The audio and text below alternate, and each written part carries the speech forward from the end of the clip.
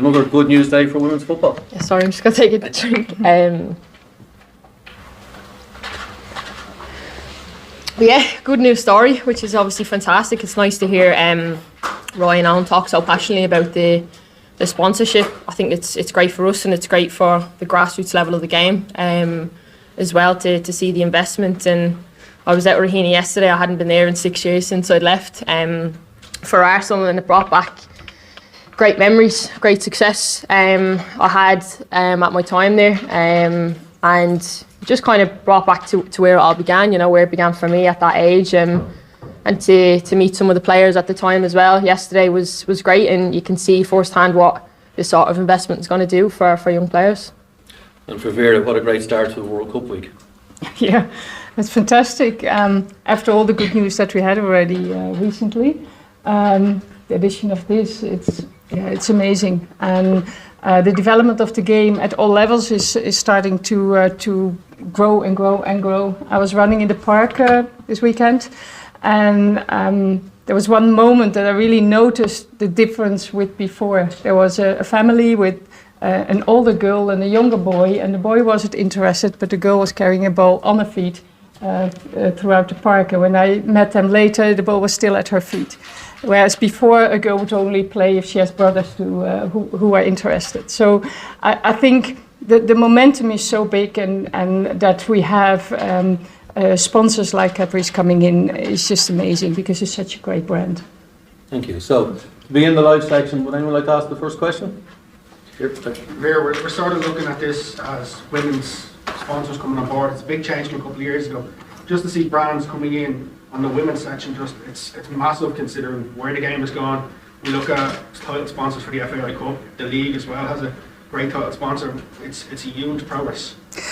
It's amazing, and what it does is that it's not only raising the profile of our game, but it's especially creating opportunities for young girls to play, because the support that we achieve is not only for us, it's especially to create opportunities for girls at grassroots level, in the leagues, and that they have a pathway to grow to top level or wherever their personal level is. Their personal max is, and without the support that would not have been possible. So it's fantastic, but it's especially fantastic for the future, for the young girls, the 6 to 10 years old, that are now finding a place to play. Katie, just in terms of when you come into the Ireland squad, how different things are now. You've seen the protests years ago now. You're coming into your third campaign as captain, and you've all these brands that have gone forward. How does it help you in terms of especially your teammates? You're looking for the next generation. I'm proud. I'm really proud to see from first hand when I came in where we're at to where we've gotten now, with the support of Cadburys and Sky and the FAI, especially to see how quick we can grow within those few years. Obviously, I've been here. Obviously, we wouldn't have been able to get to that stage without the players that have been here before my time, the older players now. But like Vera said, it's for that next generation coming up. I see, obviously being at home, it's nice to be able to get around to the local park where I live in Kilmarnock, to see you've got games where there's girls and then there's girls on at after the game as well. So it's nice to see the participation levels increase, and it's all about that next generation. So for me, I'm proud to see the trajectory of how it's grown, but what's exciting is that there's still so much to develop from it as well. Just a final one from me, just in terms of demand. Like we've seen, even with tickets gone, 4,000 tickets gone. If we could have had a full stadium, there's no doubt we would have sold it out. But we're starting to see the debate coming about potentially moving to the Aviva and the Cup in time. So we just need to continue to grow this momentum before potentially then that next step is available. But it's something maybe that's more realistic in your time now that potentially wasn't to see in Ireland, international and the Aviva. Yeah, again, obviously, as I said, like since I've come in, we were only getting a couple hundred at Tallaght Stadium.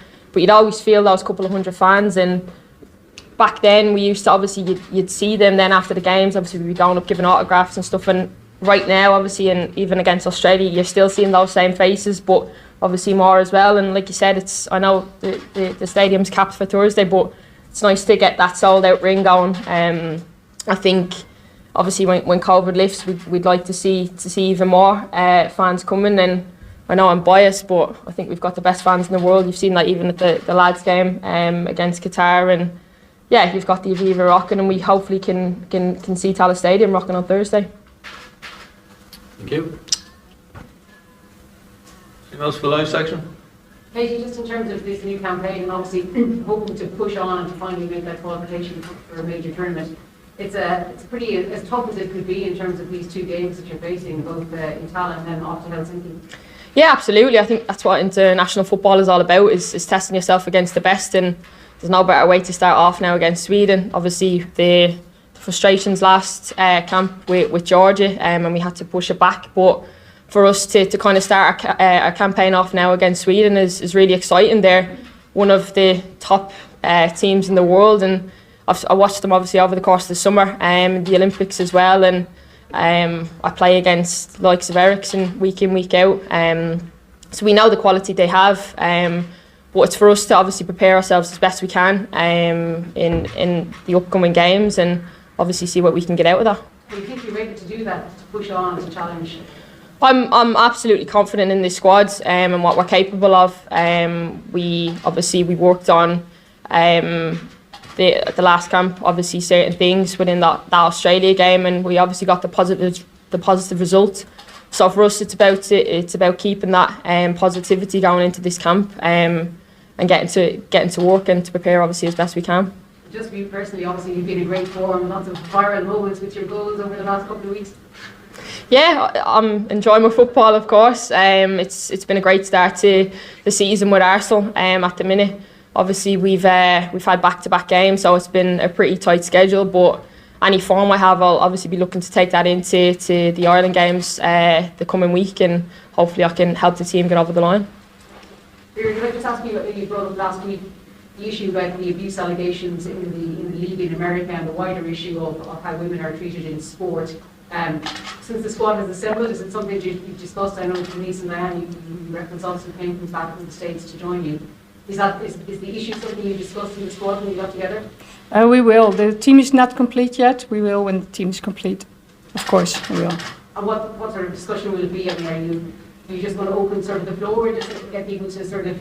Yeah, but if you don't mind, we keep that to us because we want to have a private conversation about it because it's something very important in our game. But I would not like to bring that out. But we start the camp with this issue, of course. And is it do you expect there to be strong feeling? Will it be what sort of feelings are you expecting to come out from it? Are you expecting a lot of frank discussion? And what do you think will come out of it? I'm completely open. We will see. We will see. It's a players' discussion, and we will see what's coming out. Well, I just ask you about Katie there. How impressed have you been with her development in recent seasons? And just tell us about how important she is for the team. Sorry, it's embarrassing. for you. She said, "Tell me how great I am." Shall I take the word?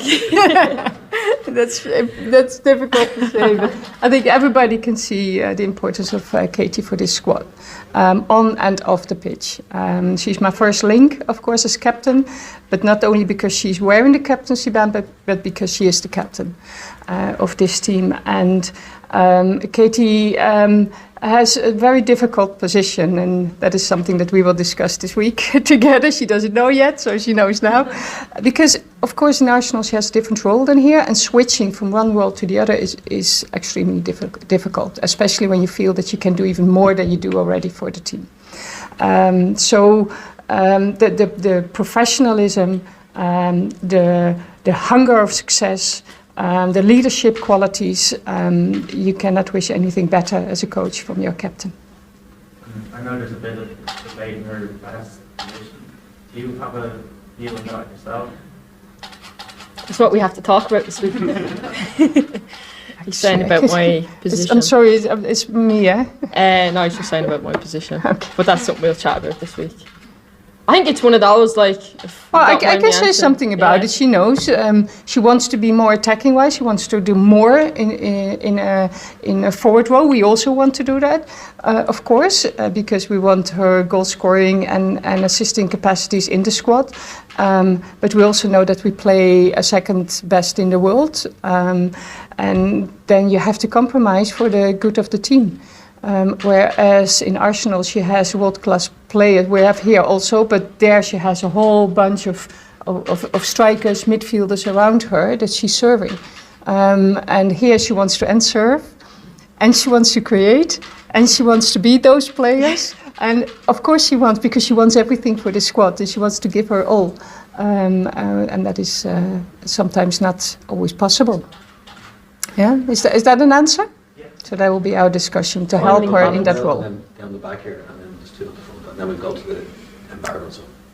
Vera, sorry, how far do you think the team has come since the last qualifying campaign? Do you think they've advanced and where your standing is in World Football now?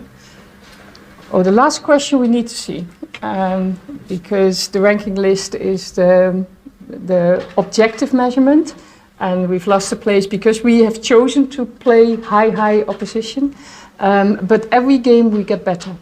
Every single game we get better, even if we have lots of players on the pitch who usually do not play that much. And from there, I'm so proud of that, because if you change the squad, you still get better, and the others are coming in and you get better. That means that the attention for the bench players are as big as for the ones on the pitch. And they work so hard. We do a lot with the players who do not play that much to catch up, so that they also grow, and that's usually out of camp. And the way they respond is fantastic. So yes, we do grow every single game. We're getting closer, but we need to see Thursday if we're ready for this level. When you talk about this level, you come up against a side like Sweden, who are basically star-studded with internationals and obviously players from top leagues all around the world. Has your approach changed to how you now take on these teams to maybe 12, 24 months ago, where it was your backs against the wall against these sorts of teams? Do you think now you have a chance to actually get a result against the likes of a team like Sweden? The approach is not different, but we have more experience with this pressure, and therefore we can play on a higher level, and therefore we can offer more. So in that sense, yes. Thank you. We're going to go down the back here, and then we have two questions on the front, and then we go to the embargo. Sorry. One for Katie. Obviously, disappointing not to have made the Euros so close to home. With you playing over there, do you think you can use that as motivation for this qualifying campaign? You're playing with a lot of English players, probably get on your nerves talking about it. Is that fuel for you? Yeah, absolutely. I think it always has been, really, since I came in. I first came in when I think it was 18 or 19 at the time, and it was always something that was spoken about qualifying for a major tournament, and I really wanted to get there for those players that were in the squad at the time, the Emma Burns. So for us to still not obviously have got there yet, but you hear the conversations at club level. You've got obviously Dutch teammates, English teammates that come off Olympics, World Cups, Euros. Yeah, it's frustrating, and I want to be part of that, But for us, I know where we're at in our journey within obviously this Republic of Ireland setup, and the staff, we know where we're at. I think if you look back obviously at the last qualifying campaign, it was tough. We had, the games were really tough, and obviously at a COVID period as well. But like Vera touched on, we've learned from that. We've gotten used to being in those pressure situations and those stress scenarios in those games against those top ranked oppositions. So we've gained enough experience to learn from that, to prepare us as best we can for this Sweden game on Thursday. And just one for Vera, we're seeing European football, growth of European football, we're seeing it domestically. With so many players now playing across many different leagues, how are you seeing that bleed back into the national team? There's two sides on players leaving. One is the personal side, and it's fantastic because they can play and train full time. Of course, you need an adaptation period to grow.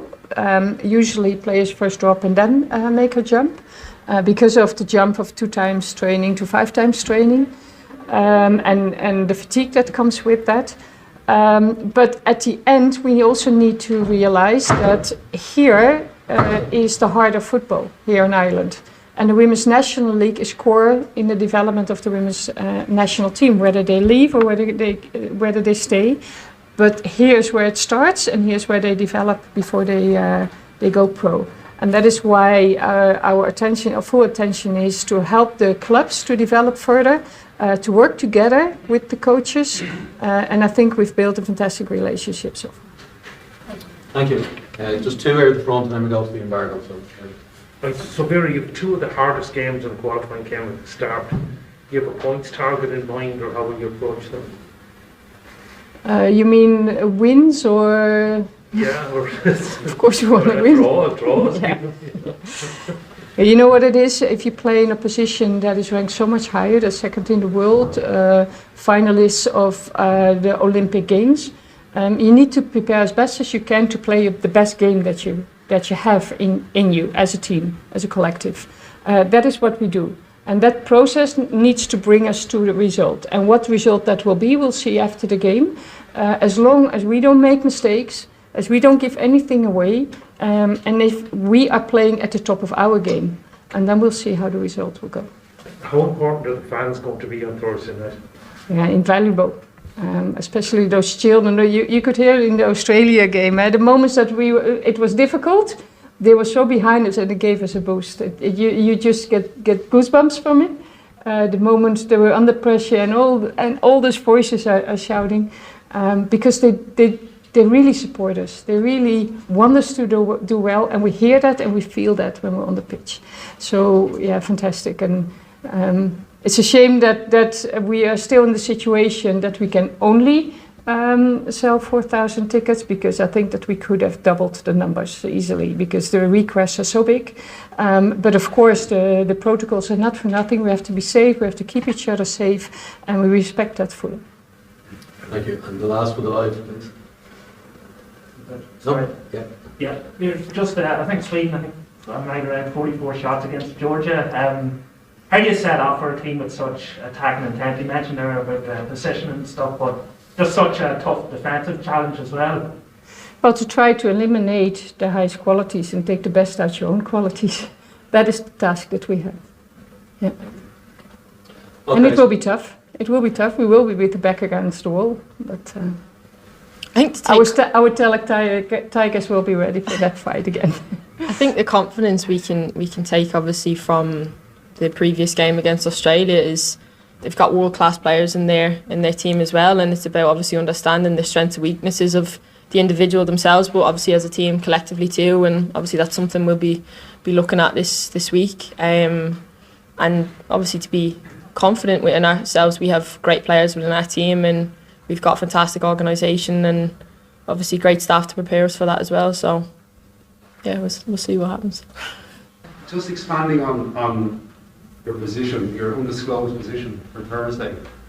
Just a general point on that frustration of wanting, just as a professional, as a player, wanting to be involved more in an attacking role, but also probably Vera wants you to mind the house a little bit. Just expand on that kind of frustration. You're going back from club to country. Yeah, no, I wouldn't say it's frustration. Obviously, I want to do all I can to help, obviously, Ireland win or Arsenal win, whatever that may be. And I think at the minute, if you look at where I'm playing at club level too, it's not just a conversation I'm having with Vera. It's one with Jonas too. I've been playing left wing, I've been playing right wing, I've been left back, left wing back. So yeah, it's finding the balance, but it's something obviously I'm conscious of, making sure I have the conversations with coaches and with Vera and Jonas to make sure I'm best prepared for whatever position I'm going into to start in. That I'm prepared for it defensively and attackingly as well. So it's something I don't mind. Obviously I like to think then the coaches can trust in playing me wherever they feel they need to play me, and then obviously I'll do the 100% I always try to do then when I'm representing club or country. I just will add, I don't want to start a scrap with Denise or anything, but like other players have converted from left backs or left wing backs to kind of play more centrally, higher up. I mean, is that something in terms of, again, Ireland, that you've thought about yourself, or other coaches may have thought about, that you could actually be even in a more pivotal central position as a playmaker? probably a question for Vera. Obviously, I know what quality we have already in there. You spoke about Denise, there's Megan Connolly, Jamie Finn. I can keep going. Like, we have such quality there as well. And obviously, if it comes and I'm playing left wing back, I'm gonna 100% do that for sure. But in terms of playing me centrally, that's up to. Vera, I mean, that's up to you. That Carvel, you know, Alaba probably a more prominent one. Other players could have done something similar. Have you ever thought about that yourself? We discuss every option always. The thing is that you build a team to get the best out of that team and to get the qualities that you have in your team on the pitch against an opposition, which is Sweden, of course, different than when you play Georgia, for example. That is our task, and in that we make choices because of the tasks that are related to those positions. And if you would play Katie at this moment against Sweden in the center, that means that she cannot go forward. And we want to explore that on that wing, which is her, in my opinion, her speciality, to get her in that wing, in the space that in front of her, to use her there, with also the defensive qualities that she has. Kate, can I ask you, just considering how serious all the abuse allegations have been in America in the last couple of weeks and everything that's come out, how important is your discussion, in whether it's there tomorrow amongst the players? Just how much detail, or how important is it that you really do sit and talk about all of them? Yeah, I think obviously ever since the allegations have come out, I think it's obviously shocked the world. It's really terrible to see, but I think what's most admirable right now is the solidarity that's shown within the women's game with players and staff and current organisations. I know since it came out, obviously we were originally at club, and the support Arsenal have shown us ever since has been fantastic. Obviously, along with coming in, and the support has been there for us, obviously within our organisation here too. As Vera touched on, we haven't got our whole squad in yet, so it will be a conversation for sure to be had. Obviously, it's quite raw, given that we have two current players that were coached under the accused. So yeah, it's one to obviously be cautious about because of how raw things are still, but one that we need to obviously do in the correct manner, and obviously we'll be obviously touching on it, but yeah, as a collective. Any more questions, John? Kate, just related to that, obviously we've seen in America and even in the Super League there has been some protest demonstration. Do you see that in the fourth international window that's likely going to happen? Again, that's something obviously we've not spoken about. We obviously, within the WSL, we take the knee in terms of the anti-racism. So it'll again be a conversation we'll have. We haven't spoken to Sweden or anything like that on it yet, but it will be a conversation. Whether we choose to do it or not, we haven't decided yet. But it is obviously, you're seeing the pictures that went around that weekend. Obviously, we done it ourselves with Everton, and on a stage like Sky Sports, it shows awareness, and people are asking questions, why are they doing this? And I think it opens people's minds up. So I think it is important, but something we've not actually decided on just yet as a team. Mark, sorry, Mark. Just to confirm, I know that when the Super League talked about augmenting the support for the players and for the league. I mean, if you can just reiterate your comfort in the FAI and the international team in terms of being the same environment that Vera spoke about in providing to us. Yeah, of course, we've got fantastic supports around us, whether that's with our staff, our doctors. We have people that we can talk to. I think obviously there's different organisations with different things. Obviously, if you look at the WSL, we've got obviously the PFA, we've got safeguarding at our club. So I think it's just making sure players know that they have somewhere to go to if they need to talk. Maybe obviously it's not something that's happened to themselves, but the conversation topic might affect them. So I think it's just making sure people have the right information, that if they do need to talk, they have the... Exactly. Okay, last couple please, Mark. Yeah, just on the game, you played a lot of really tough friendly opponents since the last campaign. Do you feel that you're more ready now for a game against Sweden than you would have been maybe a year ago? Yeah, absolutely. I think I touched on it earlier, like playing those high-ranked oppositions, the Germanys, the Australias, the Denmarks, the Belgiums, I could keep going, Iceland. It prepares you for those stress scenarios when you do find yourself maybe up against a highly ranked team, that when you are under pressure, how do we deal with that? But in saying that, we know teams have their strengths and weaknesses, and it's about obviously absorbing the pressure to then obviously maybe find that trigger. Even if you look at the Germany game at home, I know we lost the game, but how we performed and how we exploited Germany's defence, their high line to obviously get the penalty opportunity. So we have quality within our side that can do that to teams, but it's about picking the right moments to do that. Any last question, anyone? So David? just housekeeping, squad players have come in yet? Will you give an update later on, or can you give anything now? They all arrived this morning. There's players who played yesterday, and if the game ends up too late to get a flight last night, they're flying this morning. So very simple. No alarm bells, you haven't heard anything? No.